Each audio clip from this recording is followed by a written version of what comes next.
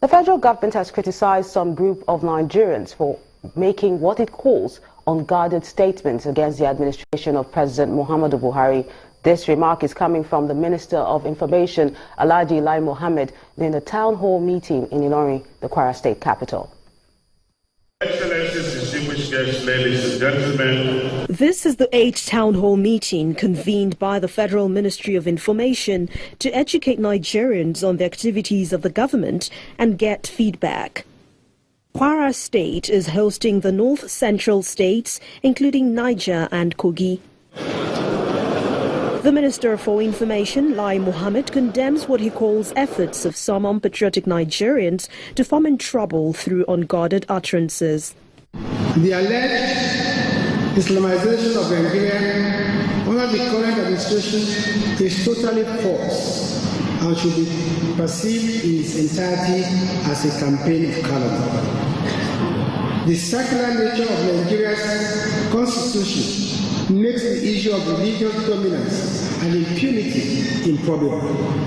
The Minister for Transport, Rotimi Amechi, while assuring residents of government's commitment in reviving the rail sector come 2018, also pleads with Nigerians to be patient with the government. Don't forget, if we're a Christian, we are not Jesus Christ. I hope you remember.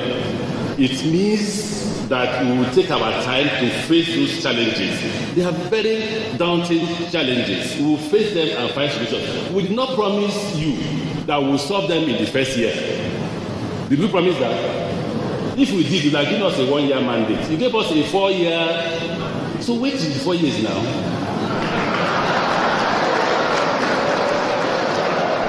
It's an opportunity for the Kwara State Governor, Abdul Fattah Ahmed, to re-emphasize his call for collaboration between the states and the federal government in the maintenance of structures across the country. I wish to restate my calls for constitutional synergy between the state and the federal government in the implementation of infrastructure. Such synergy would allow a higher portion of the sources required for projects to be ceded to state governments who are in a better position to maintain infrastructure currently designated as federally owned. At the end of the meeting, questions were taken from participants across the 3 states, with the federal government raising hopes of implementing programs that will improve the lives of Nigerians. Against the backdrop of the growing apprehension over the president's health, his special advisor on media and publicity, Mr. Femi Adesina, says there is no need to worry, as he will not only get well soon, but be back in the country sooner than expected. He was speaking today on our breakfast show, Sunrise Daily. On the national protest held across some major cities yesterday, Mr. Adesina appealed for calm, saying their concerns have been heard loud and clear. You can't compare the Yaradua scenario or the Yaradua saga with what is happening now. Then you could ask for daily updates because the president left the country without anybody being told where he was headed and why he was going there. 2, he did not transfer power to his then deputy, the vice president. That is not the situation now. When the president was leaving on January 19, we issued a statement. He was going on vacation and he would do routine medical checkups. Now, when those medical checkups need to be extended, we also announced it that because he needed to still do more and get the results, he has asked for an extension. And then 3, power has been transferred to the vice president, who is the acting president. So you don't need exactly what the then AC asked for in 2009. The president may be coming back sooner than people think, because we hear all the rumors, we see all the malice, all the mischief, all the malevolence against the president. All those people will be surprised. I heard the acting president say it yesterday, and you have reviewed it in the press this morning, saying, we hear you loud and clear. What else would somebody from government say? You have protested, you have raised your angst, and government says, we hear you loud and clear. That's on record. And that means we are doing something about it.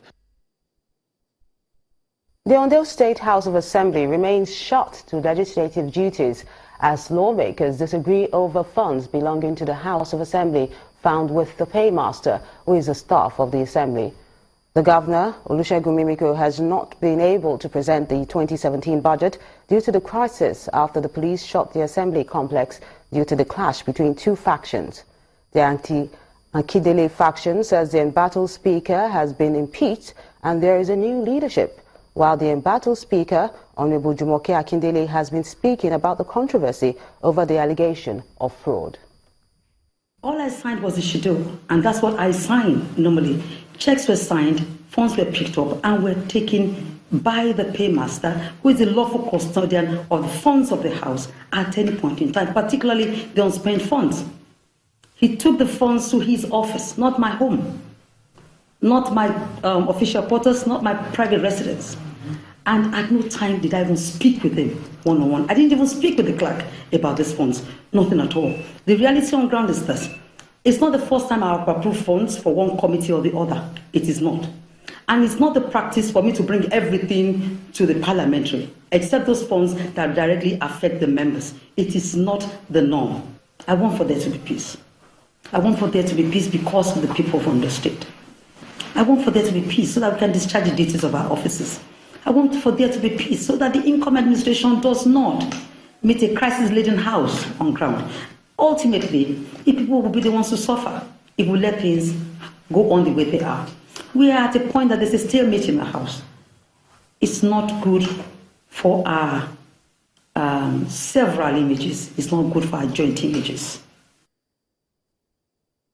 Now we move to Rivers State, where Governor Nyesom Wike is worried over what he describes as the high-handedness of agencies of government and the way and manner they appropriate funds to themselves and undertake projects without due process. The governor was speaking during the inauguration of the new Rivers State Road Maintenance Agency in the Government House, Port Harcourt. Road maintenance is not for construction of roads. Assuming you will even do that, you need my approval.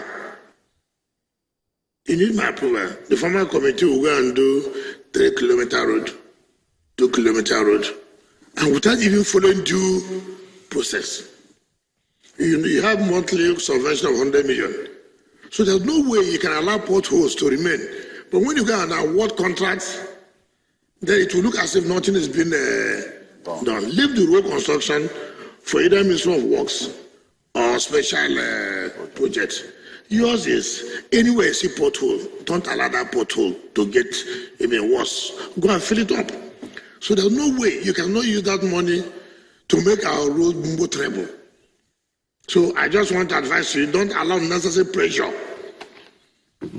If unnecessary pressure comes and you go and do what you're not supposed to do, I will not hesitate, I will sack you.